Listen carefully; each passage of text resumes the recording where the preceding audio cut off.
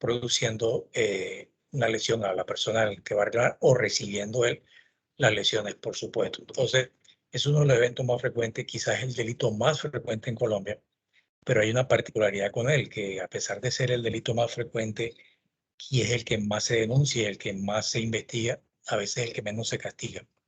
¿Por qué? Porque estos procesos a veces son tan largos y la autoridad prefiere, a menos que sea una lesión personal muy grave, pero cuando son leves, la autoridad prefiere un caso de homicidio, un feminicidio, otra cosa, estar investigando unas lesiones personales. Entonces, como los casos demoran mucho, la gente pues termina aburriéndose y el caso pues termina siendo archivado. O lo peor es que la gente, como el caso se ha demorado mucho, termina tomándose la ley en sus manos. Entonces vamos a mirar este dictamen. Permítame un momentico para compartir las imágenes. Bueno, me confirma, por favor, ¿están viendo ya la imagen?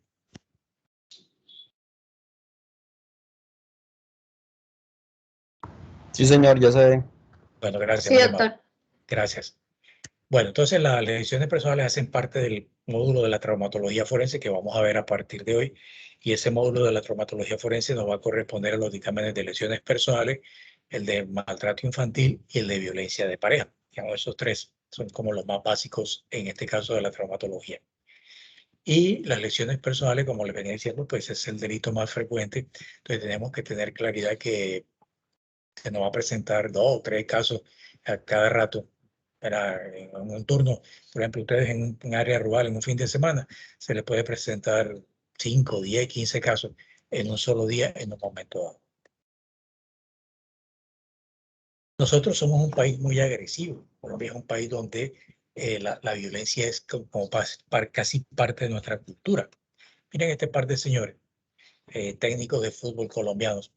Esta foto fue tomada por un periódico costarricense en la ciudad de Panamá, en el estadio de la ciudad de Panamá, que se llama el Maracaná. No sé por qué lo llaman, porque es una cosa chiquitica. En el Maracaná, en Panamá, y se habían enfrentado a la selección de fútbol de Panamá y de Costa Rica, porque el señor Bolillo dirigía la selección de Panamá y el otro la de Costa Rica. Y entonces hubo una decisión arbitral allí que no les gustó, y entonces los técnicos terminaron yéndose pues, prácticamente a las manos. Y esta foto apareció en un diario costarricense, no diciendo el titular que los técnicos se habían ido a los golpes, sino que decía técnicos colombianos. O sea, y hacían como énfasis en la palabra colombiano. Técnicos colombianos se van a golpe en el estadio de fútbol de la ciudad de Panamá. Entonces hacían énfasis en esa palabra colombiano para mostrar que nosotros como que llevamos la violencia innata ahí en nuestro género. Y nosotros todo lo queremos resolver a golpe realmente. Pero vienen ustedes, por ejemplo, lo que está pasando con las barras bravas. Tienen lo que pasó hace una semana con el estadio El Campín en Bogotá, donde ya hoy capturaron al chico que casi masacra a un aficionado de Santa Fe, un hincha del Nacional, que deberían prohibir la entrada de los hinchas de Nacional. Si hay algún hincha de Nacional me perdona, pero deberían prohibir la entrada de todos esos hinchas en todo el país. Porque realmente las barras bravas son una cosa, pero la delincuencia es otra. Entonces, ya estos superaron a los hooligans, los dejaron regados en el camino hace rato. Entonces, todos estos problemas se ven mucho en estas situaciones de fútbol, en donde deberíamos de estar alegres, ir al estadio y divertirnos. Yo particularmente tengo muchos años que no voy al estadio, porque yo no quiero quedarme involucrado en una riñadeta, a pesar de que uno pague una entrada costosísima porque está en palco, en alguna cosa de esa, pues eso no le asegura a uno que va a estar a salvo de una riñadeta, o que el vehículo que uno dejó guardado en el parqueadero no va a recibir daño al momento en que se forme una riña entre aficionados de los equipos que están en contienda. Y el problema del colombiano es que muchas veces no sabe cazar la pelea y busca pelear con quien no debe. Hasta para pelear, uno tiene que ser inteligente. Uno no le puede salir a buscar pelea a cualquiera porque puede salir perdiendo. En el Código Penal colombiano hay un libro que es el libro segundo, que habla de la parte especial de delitos en particular, que a su vez tiene un título. Dentro de ese libro hay un título que es el título primero, que habla de delitos contra la vida y la integridad personal. A su vez, ese título que está dentro del libro segundo tiene un capítulo, que es el capítulo tercero, que está dedicado a las lesiones personales. Allí se establece todo lo que tiene que ver con las lesiones personales, la penalización que se hace. En el Código de Procedimiento Penal que tuvimos vigente hasta el año 2004, aparecía un artículo, ahorita no recuerdo el número, pero aparecía un artículo que hablaba del procedimiento que se debía seguir cuando se investigaban unas lesiones personales. Entonces ahí decía que cuando la autoridad iniciaba la investigación por el delito de lesiones personales, lo primero que debía hacer era ordenar el examen médico del lesionado para que el médico le informara qué lesiones tenía, con qué instrumentos se las causaran, determinar una incapacidad médico-legal y determinar las secuelas que le iban a quedar. El último párrafo de ese artículo decía: el Instituto Nacional de Medicina Legal y Ciencias Forenses reglamentará lo relativo al contenido del dictamen para unificar criterios de actuación pericial. ¿Qué quería decir ese articulito, ese párrafo en ese artículo? Que cuando se hiciera un dictamen de lesiones penales en Colombia, ya fuera que lo hiciera un forense de medicina legal o lo hiciera un forense de otra entidad como yo, por ejemplo, que estoy en la Defensoría del Pueblo, los dos debíamos hacerlo con el protocolo que ha diseñado medicina legal para eso. ¿Por qué? Porque si el médico de medicina legal hace un dictamen con un protocolo que ellos diseñaron y yo acá en la Defensoría se me da por inventarme otro protocolo y lo hago con ese protocolo, puede que el resultado de ambos exámenes en la misma persona resulten contradictorios o puede que no coincidan los resultados. Entonces, la autoridad no tiene cómo comparar el uno contra el otro porque están hechos con metodologías diferentes. Pero si el médico de medicina legal hace un dictamen de lesiones penales con un protocolo estandarizado y yo hago el dictamen de medicina legal en la Defensoría del Pueblo con ese mismo protocolo, se supone que en principio el resultado tiene que ser el mismo.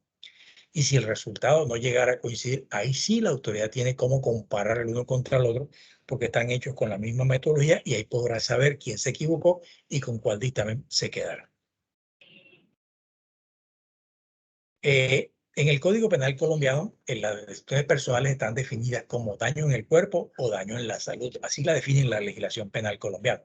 Sin embargo, este no es un término médico, sino que es un término legal para describir cualquier forma de lesión, ya sea de tipo físico, emocional o emocional, y en este caso el bien que tutela o el bien que se vulneraría cuando se produce una lesión personal es la integridad corporal. Ahora, cuando aquí hablan de un daño en el cuerpo, se refiere a la parte física, pero cuando hablan de un daño a la salud, se refiere más que todo a la parte emocional o esa parte que no me da una manifestación clara. Entonces, esa es la definición que aparece de lesiones personales en la legislación colombiana.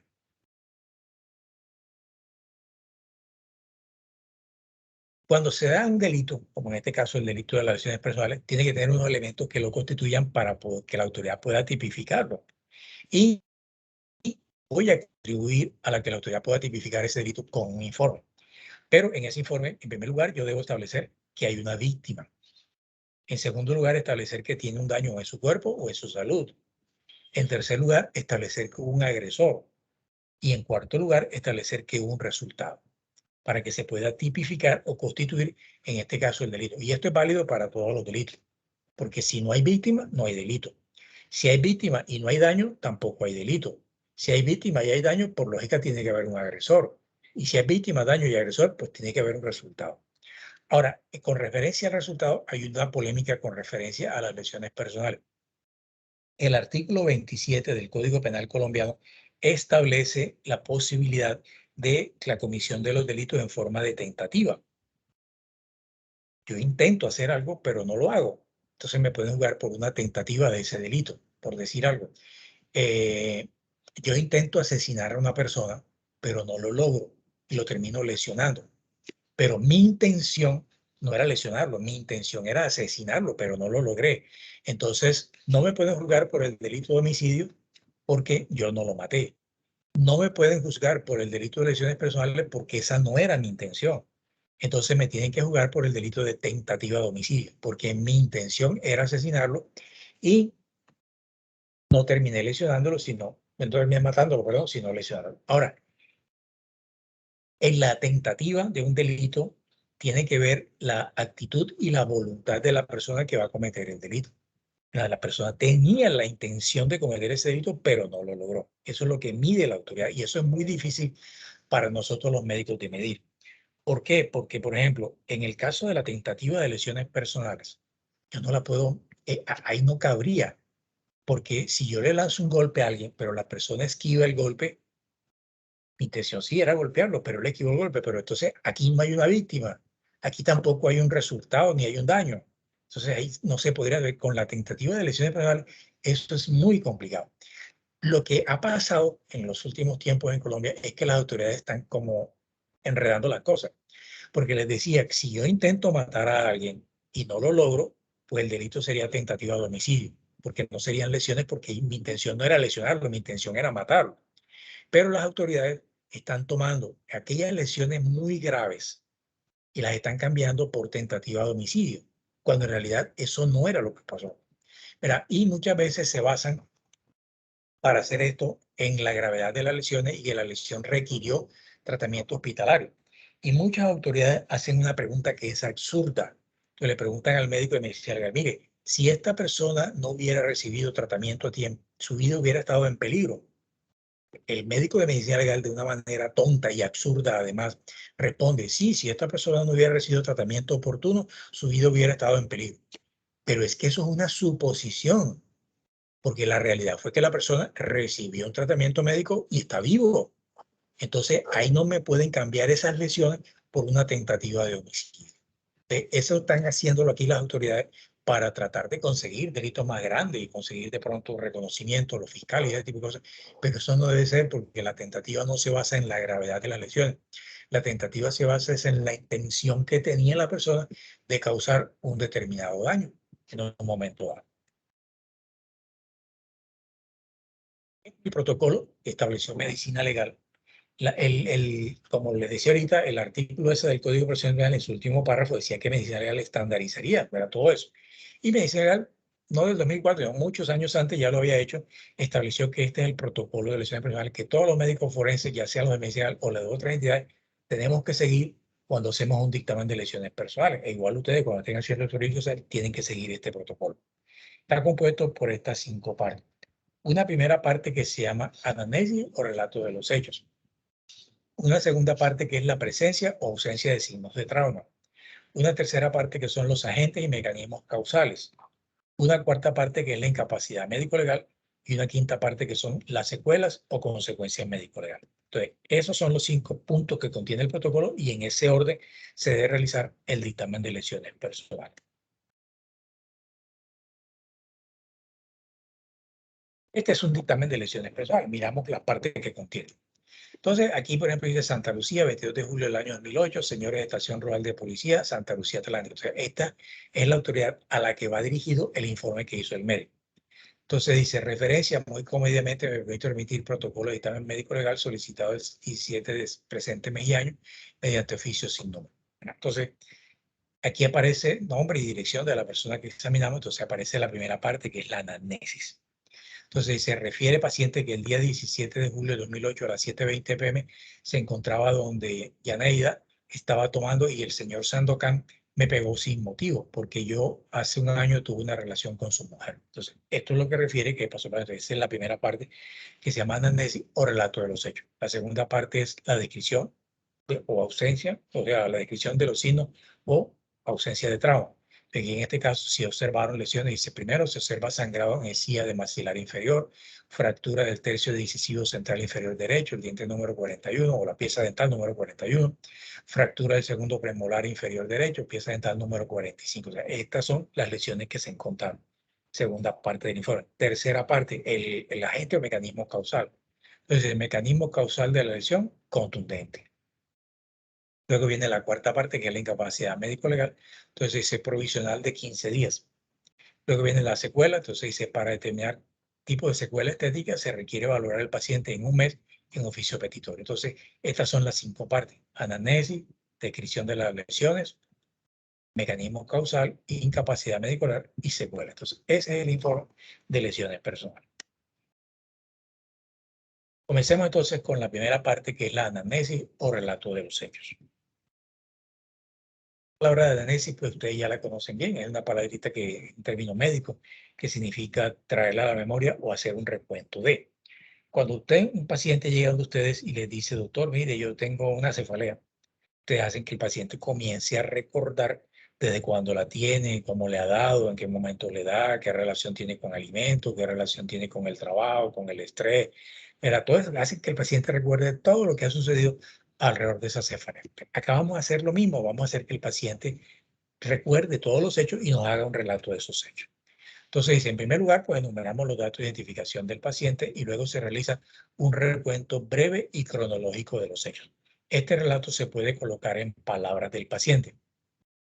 Y yo diría que se puede, no, yo diría que se debe colocar en palabras del paciente.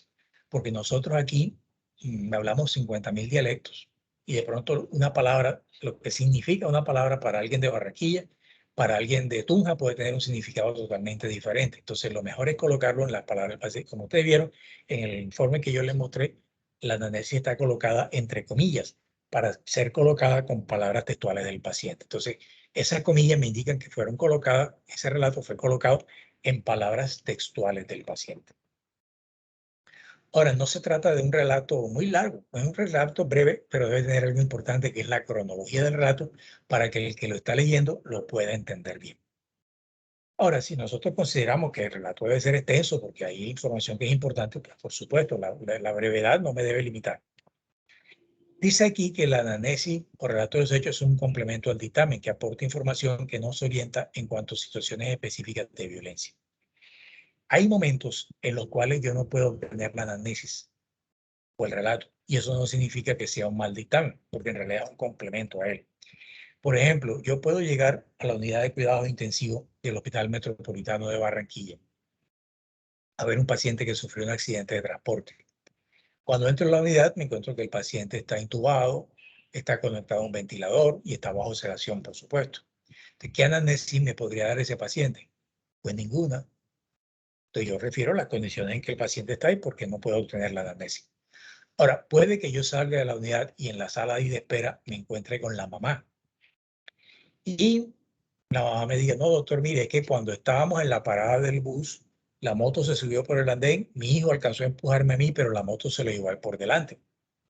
Entonces ya yo comienzo a pensar que la señora no solo fue testigo, sino que también fue parte de los hechos. Entonces yo podría colocar en la anamnesis las condiciones que el paciente se encuentra y pongo, refiere la madre tal cosa, y pongo lo que refiere la madre.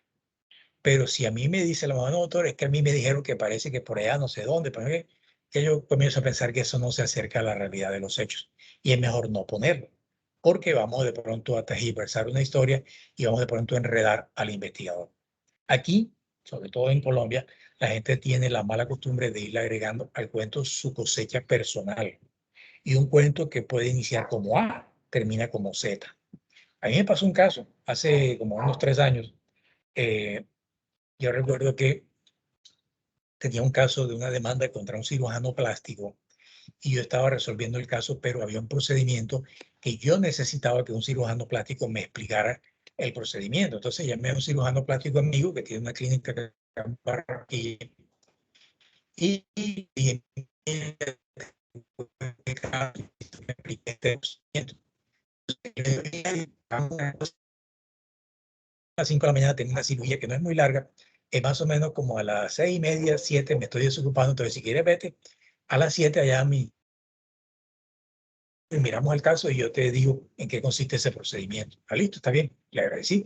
Y así fue, al día siguiente, antes de 7, yo llegué a la clínica, el portero ya sabía y me estaba esperando. Sí, doctor, claro, sigue adelante, siéntese. Y al rato salió un auxiliar de enfermería de la sala de cirugía y me dijo, doctor, buenos días, me saludó. Me dijo, mire, el doctor fulano le manda a decir que por favor lo espere porque resulta que el anestesiólogo tuvo un inconveniente y llegó tarde y la cirugía empezó más tarde y se va a demorar un poco más. Y yo, no, dile que no se preocupe, que yo no tengo afán, yo lo espero hasta que él salga, que no hay problema. Ah, bueno, gracias, doctor. Y la chica ya llegó a las 7 y comenzó a llegar la gente que trabaja en la clínica, en la parte administrativa. Yo estaba sentado en la recepción y ahí había un mostrador donde se sentaron 2 chicas que hacían la recepción de los pacientes. La gente se saludó, todo el mundo entró a su oficina y todo. Y al rato llegó una chica y se acercó a la de recepción y pidió una consulta, que tenía una consulta a tal hora con el doctor fulano y tal. Y la chica le hicieron el trámite administrativo y la mandaron a sentar en la sala de espera. Yo estaba en la sala de espera, era la única persona que estaba ahí. La chica se sentó frente a mí y me dijo buenos días Y yo estaba leyendo el expediente de mi caso, repasando. Ella tomó una revista y se puso a leer. O sea, ella estaba metida en su lectura y yo estaba metido en la mía. Cuando de pronto escuchamos un llanto muy fuerte y ambos levantamos la cabeza y miramos a ver, y era una de las chicas de recepción que estaba hablando por celular y lloraba. Decía, pero ¿cómo así? ¿Cómo así? Y entonces la otra le preguntó, ¿qué pasó? Entonces él, no, que mi hermano lo atropelló una moto y está en medicina legal, está muerto en medicina legal. Esto es lo que la chica ha dicho, mi hermano lo atropelló una moto y está muerto en medicina legal. La otra chica le dijo, no, vete donde no sé quién, me imagino que sería el jefe personal o algo así. O el administrador, vete allá y dile lo que está pasando y vete enseguida para medicina legal. La chica se salió llorando para allá. Eh, Al rato regresó, cogió su bolso y arrancó y se fue. Al rato alguien llega y le pregunta a la otra persona que quedó en eso, oye, ¿qué le pasó a fulanita? Y la chica ha dicho, no, que el hermano de fulanita iba atravesando la circunvalar y lo atropelló una moto y lo mató. La chica que estaba esperando la consulta y que estaba leyendo la revista levantó la cabeza, me quedó mirando, me abrió los ojos y se sonrió conmigo como queriendo decir, oiga, pero si eso no lo dijeron, porque tanto ella como yo habíamos escuchado, era mi hermano lo atropelló una moto y está muerto en medicina legal. Esta ahora está diciendo que lo atropellaron en la circunvalar. Bueno, al rato llegó alguien y le ha preguntado al portero que estaba ahí cerca escuchando todo, oye, ¿qué le pasó a fulanita? Y entonces este ha dicho, no, imagínate que el hermano de fulanita iba atravesando la circunvalar borracho, lo atropelló una moto y lo mató. O sea, ya el tipo estaba borracho, imagínense ustedes. O sea, que cada cual le fue agregando un pedazo a la historia y la historia terminó totalmente tergiversada. Tanto la chica que estaba esperando como yo, cada vez que referían la historia, nos mirábamos asombrados de que la historia iba cambiando de una forma tan dramática que se alejaba diametralmente de la realidad de lo que había dicho la persona que realmente dijo lo que había dicho en primer lugar. Entonces, esas situaciones aquí es mejor no prestarles atención. Y cuando me dicen que a mí me dijeron que no sé qué, mejor yo no presto atención a eso. También hay casos, por ejemplo, de un niño recién nacido que fue abandonado a la intemperie. ¿Qué anamnesis me podría dar ese bebé? Pues realmente no me podría dar ninguna anamnesis. Entonces, y la madre sustituta además de pronto tiene la misma información que yo tengo, que fue abandonado. También hay casos, por ejemplo, en el que la persona no me quiere referir la historia y yo no la puedo obligar. Yo puedo tratar de persuadirla diciendo que es importante porque eso es necesario para la investigación, pero si definitivamente no me lo quiere referir, yo no la puedo obligar. También, en el caso de una persona que tenga una discapacidad auditiva, ¿verdad?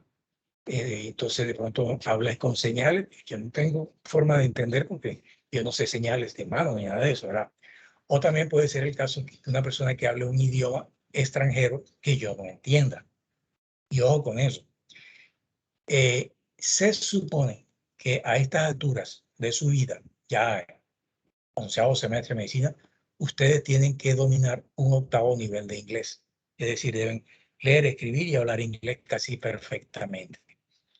Porque existe una norma del Ministerio de Educación en Colombia que dice que un estudiante de medicina para graduarse debe demostrar como mínimo un dominio de un 8º nivel de inglés. Y la numeración va de 1 a 10. O sea, el 8º como mínimo debe demostrarlo. En otras universidades eso es obligatorio. Por ejemplo, yo tuve un caso en la Universidad del Norte de 2 estudiantes que no se pudieron graduar con sus compañeros porque hicieron el examen varias veces y no lo aprobaban. Y hasta que no aprobaran el examen, no se podían graduar, porque es obligatorio, porque eso es lo que dice la norma. Acá no sé, en la metro yo he visto que no están haciendo eso, pero llegará el momento en que lo hará o el ministerio obligará a la universidad que lo haga y entonces van a tener serios problemas ustedes, porque se supone que a esta altura ya deberían estar dominando un 8º nivel de inglés. La mayoría de las turistas que nosotros tenemos en la costa caribe colombiana, especialmente, hablan en inglés. Y el inglés es como un idioma universal, entonces uno debería saber. Pero aquí la gente cree que cuando el extranjero no entiende nuestro idioma y nosotros no entendemos el que por señas puede hacerlo entender, y eso no es verdad. Yo tuve un caso de la policía que encontró una chica extranjera en la circunvalar, al lado de su novio, inconsciente, y los tomaron rápidamente, los llevaron a un hospital. Y el médico tampoco hablaba inglés, el médico de urgencia no hablaba inglés. Y entonces uno de los policías, como le vio a la chica la falda rota y la vio sin ropa interior, entonces dijo, ah, no, es que esto fue que intentaron violar a esta chica y el novio se interpuso y lo golpearon en la cabeza, porque el tipo tenía un trauma encefálico, lo golpearon en la cabeza para poderla violar a ella. Entonces, esta información el médico la tomó, metió al tipo en cuidados intensivos, llamó a un neurocirujano, un neurólogo, lo hicieron tag, no sé qué, y a ella la metieron en una habitación y le dieron orden a las auxiliares que no la dejaran ir al baño a bañarse porque se podían perder las evidencias hasta que llegara el forense. Y eso pasa en carnavales. Y a mí me llega la orden para que la examine. Eso pasó domingo carnaval y a mí me llega la orden para que examinara el miércoles de ceniza. Y yo voy a verla el jueves. Y pues yo voy con la historia que la fiscalía me dice que supuestamente violaron a esta chica, era una turista inglesa que estaba con su novio acá y si vinieron a ver los carnavales de Barranquilla. Y resulta que yo le digo, yo llego, pues le presento, le digo quién soy y le digo que voy a ser el médico forense que va a hacer el examen por el delito sexual del cual fue víctima. Y cuando yo dije casi, ¿cuál delito sexual? Me dijo, a mí no me han dado, a mí no me han violado. Me dijo, oye, pero yo tengo la información esta acá. Dice, no, a mí no me han violado. Entonces, cuénteme qué fue lo que le pasó. Entonces, me cuenta que fue que unas personas los abordaron en el Hotel Prado, les dijeron que eran guías turísticos y comenzaron a llevarlos a ciertas zonas de la ciudad para que vieran los carnavales y tal. Y los llevaron a la circunvalar. En la circunvalar le quitaron los dólares, la cámara que tenía y todo eso. Y no contentos con atracarlos, los lanzaron del vehículo en marcha, que era una camioneta con platón, lanzaron primero al tipo y el tipo sufrió un trauma encefálico al caer en la circunvalar, luego la lanzaron a ella, pero la chica era una chica ágil, delgada y con cierta destreza física, logró pues caer y rodar y se raspó de todas sus rodillas, se rompió toda la falda. Y le dije, no, pero mire, es que en el informe que yo tengo aquí le decía a ella, uno de los policías dice que usted estaba sin ropa interior. Entonces me dice, sí, claro, porque es que a mí no me gusta la ropa interior. Entonces, mire usted, ¿a dónde llegó una situación por no saber hablar un idioma? Entonces, por favor, si ustedes no hablan el idioma de la persona que está al frente, pues busquen un traductor, pídanle a la autoridad que le mande un traductor o examínenla a ver qué encuentran y no se metan a tratar de buscar una análisis que no van a poder encontrar. Aquí la gente cree que hablar francés es muy fácil, es agregarle el alargado al final a todas las palabras. Entonces salen diciendo, vámonos para la clase de medicine legale y ya creen que están hablando francés. O creen que hablar portugués es muy fácil, es ponerle iña a todas las palabras. Vámonos para la clasiña de medicina legaliña. Eso no es así. Miren, es más fácil que un portugués me entienda a mí hablar español que yo entienda a un portugués hablar su idioma. O a un brasilero hablar portugués. ¿Verdad? Entonces, por favor, no se metan en problemas. Busquen un traductor y aprendan inglés, por favor. La anamnesis también permite comparar la versión del afectado con el grado de lesión y en ocasiones permite diferenciar un posible caso de simulación o de disimulación. A mí me están diciendo una cosa y de pronto eso que me dicen no me coincide con los hallazgos. Y miren, esa es una de las cosas que yo más hago en la defensoría. Porque cuando yo recibo un caso, como es para la defensa, yo lo primero que hago es revisar. En el caso de un delito de delito sexual, yo reviso de lesión personal, yo reviso la análisis a ver qué dijo la persona. Y luego me voy a revisar el informe como tal para ver si las lesiones coinciden con lo que me está diciendo. Y es más, el médico le decía, solo tiene el paciente ahí. Yo voy mucho más allá porque yo leo lo que dice el paciente, pero también leo lo que dicen los testigos. Y entonces yo trato de corroborar toda esa información, tanto el paciente como los testigos, si están simulando o están disimulando, a ver si hay coincidencia. No hay coincidencia. Aquí la gente tiende a simular muchas cosas. Eso es lo que más se ve en la simulación. Y yo tuve un caso muy interesante hace muchos años de un señor que tuvo una pelea con un vecino y el vecino lo golpeó y lo lesionó todo, o sea, lo noqueó prácticamente. Y entonces este lo demandó. Y lo demandó más por la vergüenza que lo había noqueado ahí frente a los otros vecinos. Entonces el tipo insistía en que debíamos tomarle una radiografía de tórax porque debía tener una fractura en las costillas, porque tenía dolor. O sea, yo realmente yo no puedo medir el dolor. Entonces, yo para evitar el conflicto con el paciente, que era un paciente molesto además, y bueno, mire, señor, tómese esta radiografía de reja costal y cuando tenga el resultado me lo trae. Le di la orden y el señor se fue. Unos días después apareció con un sobre de Manila, dentro venía una radiografía, y me dijo, vea doctor, mírenla para que vea que yo tengo fracturas ahí, que yo tenía la razón. Bueno, sacamos la radiografía, la pusimos en el negatoscopio Y cuando yo miré la radiografía, dije, pues sí, mire, aquí hay fractura de estos dos arcos costales. Pero esta no es la radiografía que yo pedí. Yo pedí una radiografía de reja costal y esto es una póstero anterior. Ahora, señor, hagamos una cosa. Quédese ahí quietecito, no se vaya a mover. Mientras yo voy a buscar al fotógrafo forense porque voy a tomarle foto a esa placa y a usted para documentar su caso. Porque cuando yo comente su caso en una revista médica, seguramente me voy a ganar un premio, porque su caso es muy interesante. ¿Cómo ha sido, doctor? Que mi caso es muy interesante. Sí, señor. Su caso es interesantísimo, señor, porque usted es la única persona de género masculino que al tomarle una radiografía de tórax póstero anterior, le cambiaron el género y lo convirtieron en mujer. Mire, señor, estas dos sombras que se ven aquí son dos mamas y son de una talla bien grande. ¿Qué pasó? Que el individuo tenía, y al final terminó confesando, tenía una radiografía de una hermana, creo, que había sufrido un accidente y tenía una fractura de costilla. Pero en el Hospital Barranquilla, antes, no sé ahora, antes tenían la costumbre de que en el lugar donde estaba el nombre, no lo colocaban, sino que colocaban un bloquecito ahí de plomo para que quedara el espacio. Y entonces en ese espacio colocaban ahí a mano el nombre del paciente, la fecha, la hora y el tipo de estudio. Y esa placa estaba guardada en la casa de él. Entonces él lo que hizo fue comprar un sobre de Manila donde cupiera la radiografía, borrar lo que tenía la placa, poner el nombre de él, la fecha, tal, en que supuestamente se y llevármela. Porque pensaba que me podía meter esa radiografía para que yo aumentara su incapacidad. Entonces, eso no es posible. Cualquier médico podía saber que esa radiografía, en primer lugar, no era el tipo de radiografía que se había pedido y en segundo lugar, era de una mujer. ¿No? Entonces, la gente tiende a simular muchas cosas. Y la disimulación, eso sí es más raro, por lo menos en el caso de las lesiones. Porque en el caso de la violencia de pareja, eso sí es bastante común. Las mujeres aquí sí tratan de disimular muchas cosas, ¿no? Que me caí con la escalera, me golpeé con la puerta, no sé qué. Entonces, la disimulación en las lesiones es muy rara, pero en el caso de la violencia de pareja, ahí sí es más frecuente.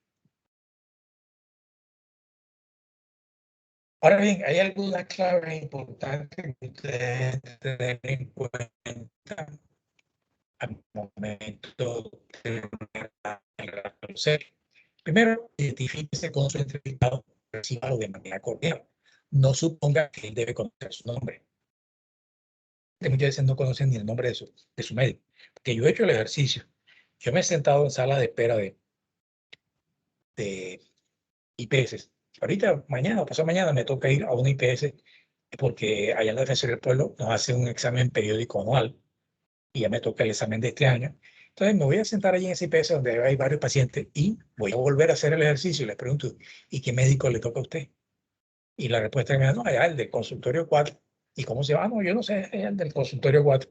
Eso es lo que dice. Si el paciente no sabe cómo me llamo yo, entonces recíbalo de una manera cordial, no suponga que él conoce, entonces identifíquese de una manera cortés. Usted, ¿verdad? Y pídale a él también que se identifique de una manera cortés, porque ustedes suponen que llamaron a Pedro Pérez y el que entró fue Pedro Pérez, y resulta que no entró Pedro Pérez, entró fue Juan Martínez, porque se equivocó.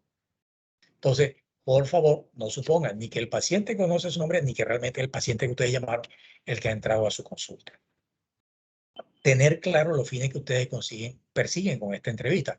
Y los fines que ustedes persiguen con esta entrevista es obtener información de cómo sucedieron los hechos del cual fue víctima este paciente y por el cual hay una investigación judicial por el delito de lesiones personales.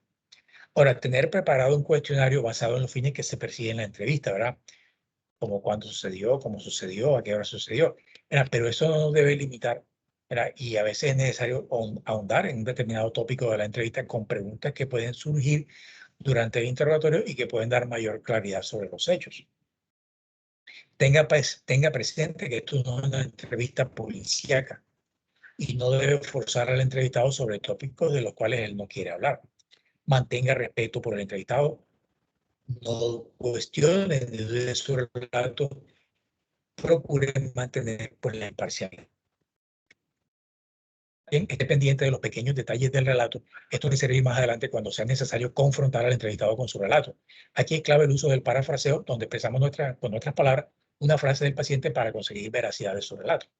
Ahora, yo no puedo, yo no dudo o no le debo demostrar al paciente que estoy dudando de su relato, pero a veces los relatos resultan inverosímiles. Y entonces, aunque yo particularmente, como forense que soy acá en Colombia, yo no le creo a nadie. Yo en Colombia al único que le creo es a Dios. Los demás me tienen que demostrar lo que están diciendo. Porque es que yo he visto tanta cosa en este país que ya yo he perdido hasta mi capacidad de asombro en Colombia. Entonces, yo pues no le debo mostrar que no le estoy creyendo, pero si no le estoy creyendo en realidad, porque veo que el relato de inversión, entonces yo puedo estar pendiente de los pequeños relatos. Miren, cuando uno refiere a una historia y la historia es mentira, uno da pequeños detalles del relato, ¿verdad? Pero un rato después uno se olvida de esos pequeños detalles. Y cuando yo utilizo el parafraseo, es decir lo que el paciente me dijo con mis palabras, el paciente se enreda y se cae. O yo puedo utilizar otra técnica que a mí me ha dado excelentes resultados, y es la técnica que yo más uso. O sea, yo estoy pendiente del relato y estoy pendiente de esos pequeños detalles. Y luego comienzo a preguntarle a los pacientes sobre esos pequeños detalles, pero en sentido inverso. Las historias normalmente nosotros las referimos del pasado al presente, así como referimos una historia del pasado al presente. Pero yo comienzo a hacer preguntas del presente al pasado y sobre esos pequeños detalles, sobre todo utilizando el parafraseo. Entonces, ¿qué pasa? Que si la historia es verdadera, el paciente me va a dar una respuesta porque tiene recuerdos de la historia. Pero si la historia es mentira, el paciente se va a enredar y se le va a caer la historia. Entonces, tenga mucho cuidado con la historia que me refiere, porque yo, en primer lugar, no le creo. Y en segundo lugar, puedo estar pendiente de esos pequeños detalles y confrontarlo con ellos y se le va a caer la historia. Dedique el tiempo necesario a la entrevista. Recordar que en ciencias forenses no tienen cabida esos absurdos estándares de las entidades de salud de entrevistas y atenciones en 15 o 20 minutos por paciente. Eso no existe en ninguna norma legal en Colombia, realmente. Existe una norma de la Superintendencia Nacional de Salud que salió hace muchos años que dice que un médico en Colombia debe garantizarle como mínimo 20 minutos de atención a un paciente. Dice como mínimo, no dice que tienen que ser 20, no, como mínimo 20 minutos de atención, que yo no puedo demorar más. Y esos de 15, eso sí que menos aparece en ningún lado. Ahora, el problema es que en las IPS, por ejemplo, ustedes como médicos se dejan meter el dedo del auditor médico y no precisamente en la boca. Porque resulta que el auditor médico dice, mire, usted va a trabajar aquí de 7 de la mañana a 1 de la tarde. Son 6 horas de trabajo. Tiene que atender 24 pacientes. 24 pacientes, un paciente cada 15 minutos. ¿Quién atiende realmente un paciente en 15 minutos? Nadie. Yo creo que nadie. ¿Verdad? Por eso es que hay tantos problemas. Y miren, ahí es donde nacen las demandas. Porque yo he visto casos, por ejemplo, en donde un juez le dijo a un médico, oiga, señor médico, usted ha estado aduciendo aquí que tiene 15 minutos por gente que tiene que atender 24 pacientes en su turno. Pero dígame, ¿por qué razón no se levantó usted de la silla, salió a la sala de espera y le dijo a los demás pacientes, señores pacientes, me disculpan, pero me voy a demorar con este paciente, y le dedicó a este paciente el tiempo que necesitaba? Y con eso lo desarmó. Y yo me acuerdo que tuve un caso de un médico de el Inseguro Social de la Vía 40, allá donde funcionaba el seguro, donde ahora funciona una clínica, creo que se llama La Misericordia. Ahí funcionaba el Inseguro Social de la Vía 40. Demandaron a un médico de la consulta por eso, porque no atendió más a un paciente y ya le causó un daño al paciente. Él al médico arguía en su defensa eso, que él le ponía un paciente cada 15 minutos y que tenía que tener 24. Entonces se le preguntó, ¿quién le dijo eso? No, el auditor médico. Entonces se le hizo un oficio al auditor médico y el auditor médico, yo, ¿cuándo he dicho eso? Porque eso no queda escrito en ningún lado. Eso no queda escrito en ninguna parte. Y entonces, antes de yo dar respuesta y meterme más en el caso, lo primero que hice fue irme un día a la 1 de la tarde al Inseguro de la Vía 40 a ver cómo atendían los pacientes y cómo los atendía este médico en particular.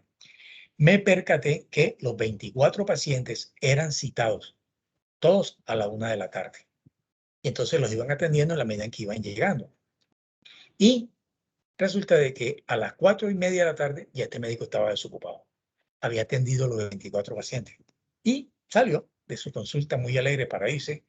Cuando salió se encontró de frente conmigo y le dije, mira, desde la 1 de la tarde estoy aquí sentado y estoy viendo que acabas de atender los 24 pacientes en 3 horas y media. Entonces, ¿cómo no quieres que te demande si estás diciendo que tú ves un paciente cada 15 minutos y eso no te da tiempo suficiente de atender a todos los pacientes y acabas de atender 24 en 3 horas y media? Entonces, después no quiere que te demanden.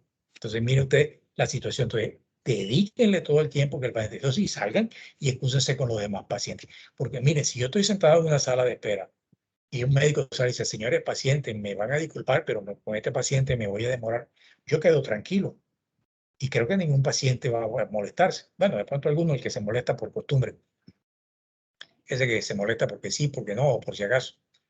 Entonces, pero la demás nos quedaremos tranquilos porque yo por lo menos quedaría con la tranquilidad de que me parece que es un buen médico porque si yo necesito más tiempo, a mí también me lo va a dedicar.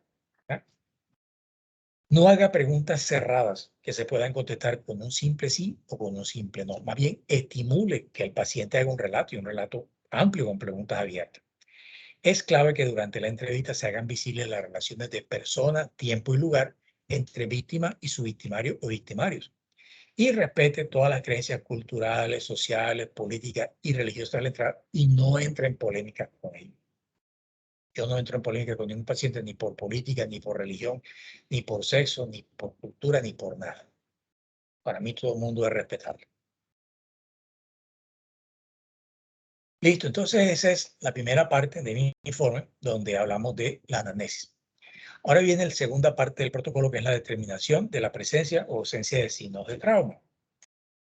Entonces, esta es quizá una de las partes más importantes del examen médico y del informe que nosotros vamos a realizar. ¿Por qué? Porque de la correcta descripción que nosotros hagamos de las lesiones en nuestro informe, la autoridad puede demostrar a cabalidad un hecho traumático o puede permitirse a la defensa determinar la inocencia de alguien o la defensa también puede establecer una duda con referencia al acusado. Si yo hago una descripción mala, pues le voy a generar duda a la autoridad y la defensa va a aprovechar eso. Esta parte también la pueden encontrar en algunos textos forenses como descripción de las lesiones. Vamos a mirar cómo describimos las lesiones. En primer lugar, yo tengo que identificar qué lesiones o lesiones, porque el paciente no se me va a presentar por general con una, se me presenta con varias. Entonces tengo que identificar qué lesión o lesiones tengo ahí, hematoma, equimosis, herida, que yo no me voy a poner a explicarles hoy cada una de las lesiones porque ya ustedes han pasado por cirugía y se supone que ya saben esto. Y si no lo saben de mala, porque yo no se lo voy a explicar. Esto se lo explico yo a los estudiantes de Derecho que no saben nada de eso. Pero ya ustedes saben que es una herida, ya ustedes saben que es un hematoma, ya ustedes saben que es una equimosis, pero ya ustedes saben todo eso. Entonces, identificamos. Segundo, entonces, procedemos a describir la lesión. Para describir lesiones hay tres parámetros fundamentales. Esos tres parámetros que yo les voy a mostrar ahora es como nosotros queremos que ustedes aprendan a describir las lesiones, tanto en los informes forenses como en las historias clínicas. Porque yo no sé, o sea, yo no entiendo cómo realmente un estudiante hoy en día logra hacer lo que ustedes hacen. Logra deslindar una ciencia de otra. ¿Verdad? Por ejemplo, ustedes ven pediatría y lo de pediatría se queda en pediatría. Eso no lo van a sacar a ginecología, ni lo van a sacar a medicina legal, ni nada. Eso es absurdo. ¿Verdad? Porque el ser humano es un ser holístico y todos los sistemas interactúan. Entonces, muchas cosas que tiene un niño puede ser del, digamos, del fuero de un ginecólogo en un momento dado. Y un forense también, por ejemplo, un delito sexual. Pero ustedes son capaces de manejar y separar todo eso, y eso no es así. Entonces, ¿qué pasa? Que nosotros a veces encontramos que en los dictámenes de lesiones penales hacen descripciones excelentes de las lesiones, pero en la historia clínica no describen nada o no lo describen adecuadamente. Y muchas veces, a mí como forense, me toca basarme en las historias clínicas para hacer un informe. Entonces, yo voy a buscar la historia clínica porque en el momento en que el paciente llega a donde mí ya no tiene lesiones, porque pasó hace varios días, hace varias semanas. Entonces, yo pido la historia. Y cuando voy a leer la historia no me sirve para nada. Eso todavía no ha pasado en Colombia, pero yo no dude que vaya a pasar. En otras partes del mundo, cuando un médico, por ejemplo, utiliza una historia clínica para hacer un informe, pero la historia clínica no está bien diligenciada y no dice nada. Por ejemplo, a mí, ¿qué me dice? Hematoma en cuero cabelludo. Sí, pero qué forma tiene el hematoma, qué tamaño tiene el hematoma, en qué parte del cuero cabelludo está. Eso no me sirve de nada, que diga solamente hematoma en cuero cabelludo. Entonces, yo termino diciéndole a usted, mire, yo no puedo hacer mi informe porque la descripción de las lesiones en la historia clínica no es la correcta. En otra parte del mundo, cuando un forense dice eso, el caso se va a caer y la autoridad inmediatamente le abre un proceso penal al médico del centro médico, de la urgencia o lo que fuere, que no describió adecuadamente la lesión, porque está entorpeciendo con su mal actuar la administración de justicia. Entonces, eso va a pasar en Colombia. Ya tuve por ahí una información de algún casito que ya pasó en Colombia, no de una lesión penal específicamente, de otro caso, donde nos se omitieron ciertas cosas en la historia y ya le abrieron un proceso penal al médico. Entonces tengan mucho cuidado. Así como le vamos a enseñar ahora a describirlas aquí para lesiones y vamos a hacer talleres con casos de fotos reales y videos de fotos reales de pacientes con lesiones, así como le vamos a enseñar a describir aquí, también queremos que las describan en la historia. Para describir las lesiones hay que tener en cuenta estos tres parámetros: tamaño, forma y características de la lesión.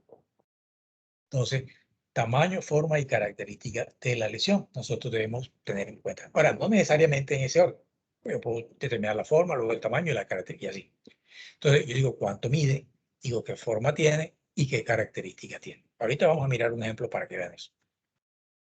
Luego, yo tengo que ubicar las lesiones. Y las lesiones yo las voy ubicando en los planos anatómicos que hemos estudiado, ¿verdad?, en el cuerpo humano. Acuérdense ustedes que las extremidades se dividen en tercios. Utilizamos la línea de división del tórax, los cuadrantes del abdomen, los segmentos de la columna vertebral, todo eso. Y tenemos que dar puntos de referencia. No en todas las lesiones damos puntos de referencia. Básicamente son dos tipos de lesiones en los que damos puntos de referencia: las heridas por proyectil de arma de fuego y las heridas por arma blanca. Cuando yo tengo heridas por proyectil de arma de fuego y heridas por arma blanca, utilizo puntos de referencia. Nosotros utilizamos muchos puntos de referencia, pero les aclaro para ustedes, y ahorita lo vamos a ver, los puntos de referencia más sencillos de utilizar son el vértex, que es la parte más alta de mi cuerpo, lo que llaman la coronilla, y la línea media corporal anterior o posterior, según el caso. Vamos a este caso para ver cómo describimos la lesión. Esto que esta señora tiene acá en su ojo es un hematoma. Entonces, ¿qué me dice la norma? Dice que yo debo describirlo en cuanto a tamaño, forma y características. Entonces, yo miro, como esta es un hematoma que es irregular, entonces yo mido los diámetros mayores, ¿verdad? Entonces, digo, hematoma de forma ovoidea invertida, hematoma de forma ovoidea invertida, cuyos diámetros mayores son de 5 por 3 centímetros. Vamos a una medida arbitraria, de 5 por 3 centímetros. Entonces ya di forma, tamaño. Ahora, características. Entonces, hematoma de forma ovoidea invertida, cuyos diámetros mayores miden 5 y 3 centímetros, que está acompañado de edema que ocluye por completo el párpado superior e inferior. Características. Ubicación. Ubicados en la región bipalpebral izquierda. Entonces, miren, hematoma de forma ovoidea invertida, cuyos diámetros mayores están entre 5 y 3 centímetros, que está acompañada de edema que ocluye por completo la región palpebral superior e inferior, localizada en la región palpebral izquierda o bipalpebral izquierda. Esa es la forma. Fíjense que no es nada complicado, no es nada del otro mundo, ¿verdad? Es describiendo tamaño, forma y características, o forma, tamaño y características, como ustedes quieran, ¿verdad? Aquí describimos primero la forma, ovoidea invertida, tamaño, medimos los diámetros, ¿verdad? Y las características, el edema que lo acompaña. Ahora, yo podría ser aún más preciso todavía, que yo podría con mi dedo hacer la apertura ocular, ¿verdad?, de esos párpados, y decir que además encuentro una hemorragia subconjuntival en los campos temporal y nasal del globo ocular izquierdo. Hasta allá puedo llegar. Cuanto más detalle dé, pues mejor todavía. Ahora, hay momentos como esta foto en el que ustedes lo que se van a encontrar son cicatrices, ¿verdad?, y en este caso una amputación. Entonces, yo no puedo hacer nada sino describir que el paciente presenta una amputación del miembro inferior derecho a nivel del tercio medio del muslo, cuyo muñón termina en una cicatriz hipertrófica, hipercrómica, ¿verdad?, porque es más oscura y además está levantada en forma de T de tanto por tantos centímetros. Lo mismo. Mi informe llegaría hasta ahí, porque ya yo no puedo hacer más nada. Entonces, en este caso, aquí es importante que yo pida la historia clínica para yo mirar que este paciente sufrió un accidente de tránsito, iba en un camión, con el accidente hubo un aplastamiento de la cabina y la cabina aplastó su miembro inferior derecho y pues, el compromiso vascular y neurológico y todo, tuvieron que amputarle la pierna derecha a nivel del tercio medio del muslo. Y ya yo, con la historia clínica en la mano, ya yo podría determinar el elemento causal, la incapacidad y la secuela. Pero mientras yo no tenga historia clínica, solamente puedo describir las lesiones hasta ahí. Entonces, mi informe llegará diciendo eso, que tiene una amputación del miembro inferior derecho, que camina con muletas. Esa sería la primera, ¿verdad? Paciente que camina con muletas porque presenta una amputación del miembro inferior derecho a nivel del tercio medio del muslo, cuyo muñón termina en una cicatriz hipertrófica hipercrómica de tanto por tanto centímetros. Punto. Se solicita historia clínica del momento de los hechos para poder determinar elemento causal, incapacidad y secuela. Eso ahí terminaría mi informe. En momentos en los cuales el paciente no presenta nada evidente, entonces ahí también es necesario pedir la historia clínica. Nosotros ubicamos las lesiones en los planos sagital, coronal y transversal. El plano sagital me divide el cuerpo en derecho e izquierdo. El plano coronal me lo divide en anterior y posterior y el plano transversal me lo divide en inferior y superior. Miramos la cara anterior, era del tórax, por ejemplo, con las líneas de división. Ahí están todas las líneas que ustedes quieran. La cara posterior también, con sus líneas, y la cara lateral con su línea. Entonces vamos ubicando la lesión de acuerdo a esos planos geográficos que tiene el cuerpo humano, los planos anatómicos. En el abdomen están los 9 cuadrantes y en la columna vertebral pues, utilizamos los segmentos de la columna. Recordar que las extremidades, por ejemplo, en este caso, el brazo se divide en 3 tercios. Tercio proximal, el que está más cerca del tronco, tercio medial, el que está, y tercio distal. El antebrazo igual, tercio proximal, tercio medial y tercio distal. El muslo y la pierna. Y en los casos de heridas por proyectil de arma de fuego, pues utilizamos puntos de referencia, como les decía, el vértex, que es la parte más alta de mi cuerpo, y la línea media corporal anterior a usted. Una herida de proyectil de arma de fuego, yo mido a qué distancia se encuentra de la línea media, anterior o posterior, según el caso, y a qué distancia se encuentra en centímetros del vértice. Esas medidas son importantes porque me permite determinar la trayectoria. Entonces yo puedo decir que la trayectoria es de adelante hacia atrás, de derecha a izquierda y de arriba hacia abajo. Eso me lo permite hacer las medidas. Y las medidas se hacen tanto en la herida de proyectil como en la de arma blanca también. Ahora, la herida de proyectil, por ejemplo, cuando hago las medidas, eso permite también a la autoridad comparar lo que estamos encontrando con la versión de los hechos y con lo que los investigadores están encontrando. Porque la víctima está diciendo que estaba sentado, que el victimario estaba de pie. Entonces yo estoy describiendo una herida de proyectil que entra más arriba y sale hacia abajo. Entonces, eso es compatible con que la víctima estaba sentada y el victimario estaba de pie. Y en las heridas por arma blanca se ha demostrado que cuando una persona de género masculino empuña un arma blanca para atacar y decide atacar, muchas veces la trayectoria tiende a ser inferior superior, más del 70% de los casos inferior superior u horizontal. Mientras que cuando una persona de género femenino toma un arma blanca para atacar, en más del 70% de los casos la trayectoria tiende a ser superior inferior. ¿Verdad? Entonces, eso nos ayudaría de pronto a no encontrar el victimario, pero sí por darle luces a la autoridad de quién podría ser el victimario en un momento dado.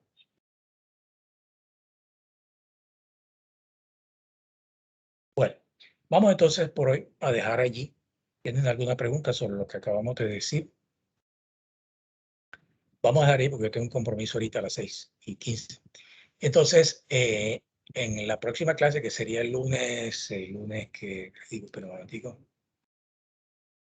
el lunes 23, que el 16 es festivo, entonces el lunes 23 nos volvemos a encontrar acá a las 4 de la tarde conmigo para continuar con este tema de lesiones. Entonces miraremos la determinación del elemento causal, la incapacidad y la secuela, que es lo que nos quedaría faltando del informe de lesiones personal. Entonces, que tengan un resto de tarde excelente. Nos vemos entonces el lunes 23 de agosto a las 4 de la tarde acá. Voy a montarle ya, o esta noche o mañana, le voy a montar ahí aquí en Teams, voy a montar las diapositivas de este tema y voy a montarle también las guías de medicina legal sobre el dictamen de lesiones personales. Entonces, que tengan un resto de tarde excelente. Nos vemos entonces después. Listo, doctor, gracias. Bueno, con mucho gusto. Bueno, que estén muy bien.